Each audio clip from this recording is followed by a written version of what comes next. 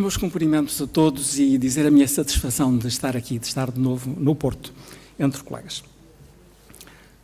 O ato médico decorre de uma competência e visa uma eficácia. Advém da tomada de uma decisão a partir de motivações e fundamentos que formam um juízo crítico e implica uma ação do terapeuta através de gestos técnicos especializados. O seu objetivo ou é terapêutico ou preventivo ou destinado a facilitar um diagnóstico. E implica, em princípio, um componente de incerteza, por vezes uma margem de risco. Uma inteligibilidade da situação deve confrontar benefícios e riscos conforme as proporções esperadas. A decisão é subsumida ao aparelho conceptual do terapeuta, que provém da sua formação e o legitima para intervir de uma maneira e não de outra. Por tudo isto, há de ser confiado a alguém que disponha de conhecimento e experiência, isto é, de competência, e deverá ter o assentimento daquele a quem se destina, se ele o puder dar. Na assimetria da decisão entre o médico que pondera as razões e o doente que espera os benefícios, intervém um momento pedagógico, a descrição pelo médico em linguagem corrente de quanto está em jogo e do que se visa obter. Neste processo de esclarecer para intervir, há assim um apelo à razão crítica e às suas virtudes, que devem ser partilhadas com o doente, visando um objetivo comum: restabelecer a saúde, preveni-la ou fortificá-la. Umas vezes o ato médico tem o sentido de uma pergunta, por exemplo, um cateterismo, uma pergunta dirigida ao próprio organismo doente. Outras vezes tem o valor de uma resposta, como uma cirurgia cardíaca. Entre ambos os tempos emerge uma tomada de decisão e o delinear de uma estratégia fundada no ajuizar crítico dos dados. Esta situação inclui um fator de ousadia e de liberdade que resume a essência do trabalho médico. À medida que o cenário hipocrático vê os seus limites diluírem-se pela explosão tecnológica e a multidisciplinaridade instaurada no espaço do conhecimento científico, que reflete essa multidisciplinaridade, a unidade da ciência perante a unidade da natureza, as fronteiras da ética deslocam-se e obrigam a uma reflexão que as traga de volta, visíveis e nítidas, prescrevendo um reajustar dos deveres próprios da intervenção médica face aos direitos inabaláveis dos doentes. Somos contemporâneos e, como contemporâneos, teremos de nos assumir. Vivemos num mundo tardo-industrial e tardo-liberal, interferido por crises e por cortes epistémicos, um dos quais, e de certo mais temível pelas suas consequências, é o enfraquecimento da linguagem, tanto da linguagem escrita como da linguagem falada. Assim, assistimos à infantilização crescente de uma sociedade cada vez mais senil. Dando forma aos nossos valores, agiram durante os séculos da modernidade o cristianismo recebido da Idade Média e a ideia e informação da democracia, entidades hoje enturvadas pelo ultraliberalismo e pelo seu sistema. E, contudo, o que quer que aconteça, o imperativo kantiano, o imperativo da razão prática, deverá prevalecer como vetor a partir do qual a ética será mantida e será repensada, em cada sociedade e em cada momento. Seria assustador admitir o contrário, que em nome de ideias religiosas, de ideologias ou de utopias, algum grupo humano, como infelizmente neste momento parece estar a acontecer, pudesse apagar em cada um dos seus sujeitos essa força de mandato contida no sentimento subjetivo de verdade e de justiça. A rapidez da sucessão das mudanças na ciência, com a proposta de novos paradigmas, na tecnologia, nos valores, na própria identidade dos grupos e dos sujeitos, já não encontra na dinâmica da história nem remédio nem rumo. Conforme a teoria das catástrofes do matemático René Thom, podem surgir nos percursos do conhecimento catástrofes de conflito e catástrofes de bifurcação. Umas obrigam-nos a refletir, as outras a escolher. Que não olhemos as dissonâncias do nosso tempo e do nosso mundo com tanta indiferença e complacência que elas nos afigurem inevitáveis e ofusquem a nossa capacidade crítica. Há uma polinização viva das ideias, há uma fotossíntese dos saberes que rondam a medicina em todas as suas dimensões. A heurística interdisciplinar, o convívio com novos domínios da biologia, tais como os progressos da biologia molecular, os avanços da inteligência artificial e das neurociências, a entrada em cena de tecnologias subtis e de alta eficácia, como, por exemplo, a nanotecnologia. Tudo isto altera as regras no jogo e convida à reflexão. A ciência confere sobretudo poder, mediante conhecimentos caucionados por um sistema de crenças e de valores, ele próprio instaurado num momento dado da história das ideias. Nietzsche nos revelou num famoso fragmento de 1888, hoje conhecido como um dos fragmentos póstumos, pouco antes de se perder na loucura. E a posição de Nietzsche é que o fundamento da ciência consistiria em aplicar ao caos uma grelha de leitura e extrair dessa operação não tanto saber como poder. Não saber, conhecimento, e através do conhecimento, poder. Este poder convida-nos a apreciar as situações limite e a questioná-las. Eis um caso excepcional de ato médico, o transplante da face, quando um doente está desfigurado. Ora, a face, os seus traços e linhas fixam a identidade e marcam a interação humana, fundando um dever ético relativo ao outro. Emmanuel Levinas extraiu deste tema argumentos diversos para uma ética do convívio. Nesta ótica, a aquisição de uma face alheia, dos traços fisionómicos de um outro, de um anónimo, vem trazer ao contínuo da existência uma ruptura, um abalo, cujas consequências remetem para uma incógnita. Em todo o caso, há no ato médico um aspecto contratual implícito. E no momento charneira em que vivemos as decisões éticas que a nossa geração... e no momento charneira que vivemos, as decisões éticas que a nossa geração tomar serão como uma jurisprudência para as gerações a vir. O direito não pode ignorar o reflexo das nossas atitudes e escolhas, tanto dentro como fora da medicina, e a sua repercussão nos tempos futuros. Filósofos como Hans Jonas e John Rawls alertaram-nos para esta nova dimensão das ações lícitas, que nem sempre são dignas, e das leis vigentes, que nem sempre são justas. Dimensão que é a sua repercussão no mundo do futuro. A solução será sempre provisória e precária, mas não podemos deixar de a procurar e de a reajustar com todo o nosso saber, com todas as nossas forças, a cada passo sob o assédio que nos é movido pelas mudanças do mundo. Senão, se nos conformarmos, seremos como a esfinge, que morreu de uma solução, e logo a sua morte abriu caminho a novos enigmas e a novas fatalidades. Aqui, a voz de Michel Foucault, num texto recente, dos últimos textos publicados dos cursos do Collège de France. Escreve Foucault: há um entrelaçamento já presente em Édipo Rei, que ao longo de toda a civilização ocidental vai ser o entrelaçamento essencial, o da medicina com o direito. No limite, Édipo é um assunto de medicina e de direito. Realmente o que rodeia Édipo, a epidemia de peste em Tebas, a expiação de um crime e o governo da cidade, tudo isto é uma mistura de impureza, de doença e de culpa entretecidas.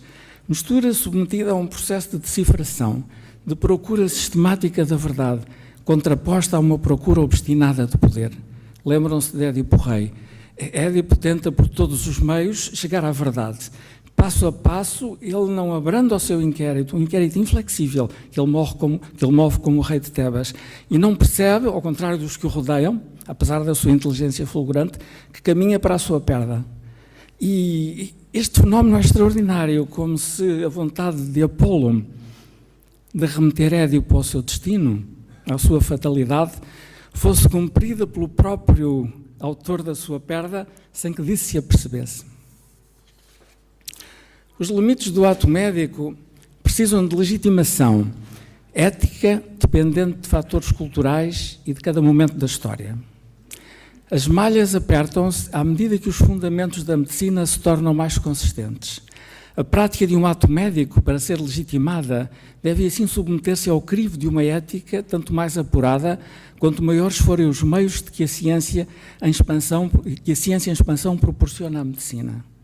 A medicina, todos sabemos, não é uma ciência. Vive do tributo da ciência tem um componente artístico cada vez menor e, como dizia Claude Bernard, é uma profissão. Falo apenas da medicina ocidental, que se submeteu pouco a pouco ao olhar crítico da filosofia das ciências em que se funda. E penso aqui uma palavra para Fernando Gil, ao seu trabalho de procura de critérios de prova no espaço epistémico da ciência, grande filósofo português, certamente o grande filósofo português do século XX. O xamã que exerce talvez ainda a medicina nas sociedades sem escrita de todos os continentes, perdeu hoje no mundo industrial urbano do Ocidente legitimidade para o fazer. Reparemos que os doentes não perdem legitimidade para o procurarem. Cabe-nos a nós persuadi-los e guiá-los na sua escolha. Rabelais, que era médico, no seu já distante século XVI, pôs na fala de Gargantua, de Gargantua, esta sentença: ciência sem consciência é só ruína da alma, que se tornou depois um provérbio em França. E pouco depois o sábio e prudente Montaigne, que também era médico: os médicos convencem-nos de que, dos seus ingredientes, este aquecerá o estômago, aquele refrescará o fígado, um irá direito aos rins, um outro secará o cérebro, outro ainda umidificará o pulmão. Creio muitíssimo que estas drogas misturadas e dadas a beber percam ou troquem as suas etiquetas e perturbem as suas proporções. Extraordinária antecipação em relação aos riscos do nosso ato médico hoje. Eis as precauções anunciadas num século em que a profissão médica misturava em si mesma mais arte do que ciência. Estavam ainda para vir os médicos de Molière, Diaphorus, Philarin, Thomas, Fonandresse, Macroton, Purgon, debitando no latim macarrónico as suas prescrições burlescas, Clisterium donare, poste assegnare, insuita purgare. E de súbito o surgimento da medicina científica, que acumula conhecimentos eles mesmos sujeitos à legitimação das provas, conforme a famosa metáfora atribuída erradamente a Newton, mas que parece dever-se a um monge francês do século XII, Bernard de Chartres, e que todos conhecemos. Pigmeus sobem aos ombros de gigantes e passam a ver mais longe do que eles. Todos nós, pigmeus, subimos sucessivamente aos ombros de Harvey e de Malpighi, de Claude Bernard e Pasteur, de Darwin e Mendel. E a ciência opera esta maravilha, é que acedemos a um outro horizonte, mais largo e mais transparente do que o deles, que nos dá mais poder. E se a medicina de Purgon provocava o receio e o riso, a nova medicina pode suscitar o assombro e a inquietação. Cada vez mais a execução do ato médico é em parte delegada em máquinas automáticas programáveis, como nas intervenções estereotáxicas em neurocirurgia. O rigor de um autómato, como sabemos, é hoje bem superior ao da mão humana e a cada ano ganha em precisão. O filósofo italiano Giorgio Agamben, ainda presente, no seu recente livro Nudità, escreve: a verdade técnica começa no momento em que o homem se torna capaz de se opor ao automatismo cego e hostil das máquinas. Por isso, se o trabalho é confiado a um autómato, a decisão e o programa pertencerão necessária, inevitavelmente, ao discernimento humano. E quando a intervenção da máquina se integra numa cadeira hierarquizada, ela, máquina, será isenta de qualquer responsabilidade. O Golem, que é um mito do Ocidente, um mito medieval, foi o projeto de um mito judaico. O livro cabalístico Sefer Yetzirah ensina a construir um Golem. Dá a receita para o Golem, repetindo de algum modo o ato do Deus de Israel. Temos hoje duas receitas para a sua fabricação: construir o robô peça a peça, incutir-lhe linguagem, prosódia, mímica, ou criar o humanoide a partir dos seus genes e estes a partir de moléculas e átomos. Teremos então, de um lado, robôs mecânicos cada vez mais subtis e eficazes, dotados de linguagem verbal e não verbal. Essas mímicas expressivas que a etologia humana descodificou e são o veículo da linguagem emocional e da empatia. Quando um doente entra no nosso gabinete, o primeiro minuto joga-se em termos não verbais. Há uma troca de mímicas, como aqui há uma troca de mímicas, os sinais do locutor e os sinais do interlocutor, porque o interlocutor responde também de modo não verbal ao que lhe é dito.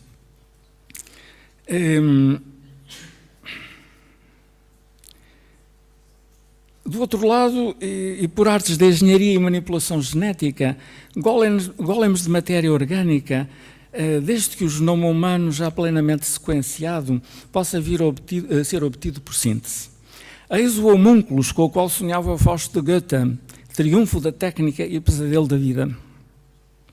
Como esconder que o novo cidadão tipo do mundo globalizado, cortado das raízes da história, confinado às dinâmicas do mercado, puro átomo de produção económica, fechado num infantilismo grotesco, se assemelha cada vez mais a um golem? E que as máquinas dotadas de um sistema de cognição ciclópico se assemelham cada vez mais a um super-homem? Isto é o nosso drama. Mas o cérebro humano difere de um computador, pelo menos em duas razões irredutíveis. Por mais que a técnica avance, será difícil ultrapassar estas duas razões. Um computador nunca foi criança e um computador não tem ressonância emocional, nem interação nem com outros computadores, nem com seres humanos, nem mesmo perante a memória que guarda e que pode convocar. Máquinas tais decidem em função de um programa minucioso, mas não acedem ao imperativo categórico kantiano, embora possam memorizar com indiferença e sem esforço, num recanto, toda a extensa obra de Kant. A cada desnível quântico da evolução da medicina, abre-se uma nova perspectiva da posição do homem perante a natureza.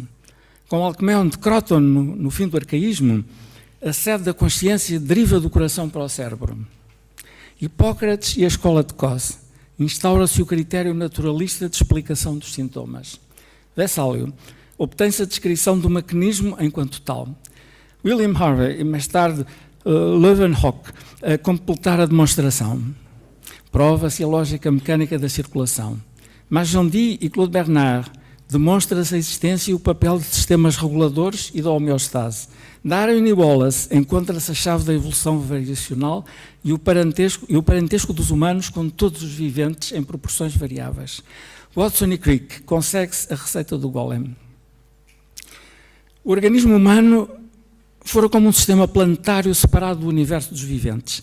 Hoje apagaram-se os limites. Para a pergunta, o que é o homem, não há resposta clara. De momento, no horizonte das possibilidades, vislumbra-se o acesso à técnica de inclusão de DNA seletivo em genomas de embriões humanos, permitindo a obtenção de uma estirpe de humanos dotados de uma fórmula genética privilegiada, consentânea, com vidas longas e protegidas. O preço ético a pagar por este falso ato médico e esta falsa prevenção primária será o eventual aparecimento de uma subespécie distinta de Homo sapiens sapiens e, como resultado, a formação de uma sociedade de castas biológicas. É um problema a meditar no século XXI. Ironia e paradoxo. A mesma ciência, a genética molecular, no domínio de uma ciência prodigiosa que é a paleoantropologia, que acaba de provar a origem monofilética recente da humanidade, a qual passou por um gargalo genético, algures em África, somos todos africanos, há cerca de 200 mil anos, e que anulou os fundamentos do racismo. Racismo hoje é uma palavra sem valor operacional, racismo do qual a antropologia física propusera vários modelos ao longo de mais de um século, virá a permitir uma verdadeira fratura genética da mesma humanidade. Mas permitir não é consentir. Percebemos que a possibilidade de uma deriva como esta depende não tanto dos médicos como dos poderes constituídos e dos modelos ideológicos vigentes. A medicina terá uma última palavra a dizer, espero, uma palavra ética. Julgo que o maior risco é desde já o totalitarismo mimético do que se chama a biopolítica, ainda Michel Foucault. A biopolítica contaminar áreas da medicina. A prática das primeiras psicocirurgias constitui, a meu ver, um exemplo histórico dramático. As intervenções dominavam comportamentos desajustados da psicose, mas não a tratavam.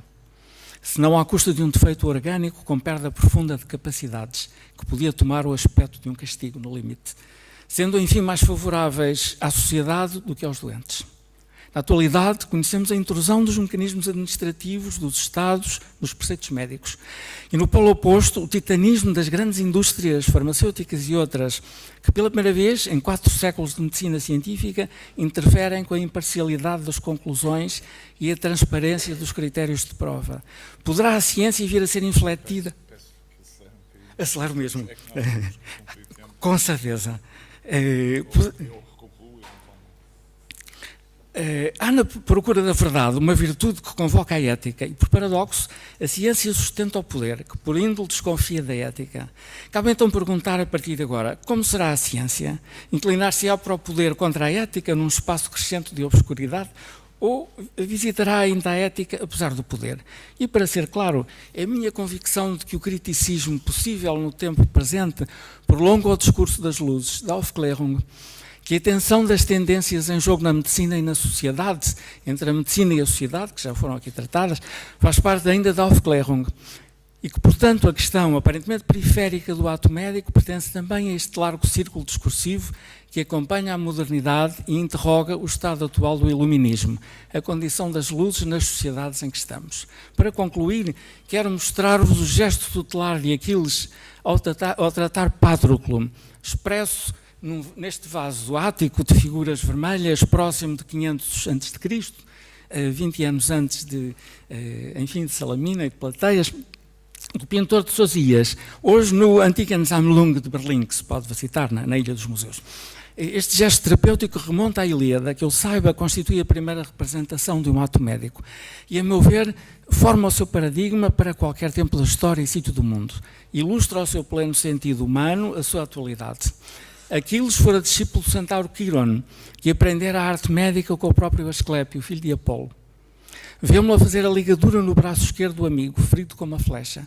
Concentrado por um momento, esqueceu tudo o resto, esqueceu a guerra, as querelas com Agamemnon, a filia que o liga a Patroclo. Com atenção extrema se inclina sobre o trabalho médico, pondo nele o rigor, o maior rigor. Sentado sobre o escudo, indefeso e inquieto, Patroclo, com uma expressão de dor, afasta o olhar e vira a cabeça, fincando o pé no rebordo do vaso. E para acabar, a trípode inscrita no escudo é o símbolo do oráculo de Delfos e tem valor médico e profético. A seta figurada embaixo à esquerda, junto ao emblema délfico, anuncia a morte próxima dos dois heróis. Patroclo será ferido no flanco pela lança de Heitor, manobrada por Apolo. Aquiles vai ser atingido por uma flecha que o Deus lhe dirigirá pela mão de Paris. Tudo se articula minuciosa e infalivelmente como no desenrolar de Édipo Rei. E a grande diferença é que a antiguidade se gizava em função da fatalidade do destino e a modernidade em função das nossas escolhas livres. Muito obrigado.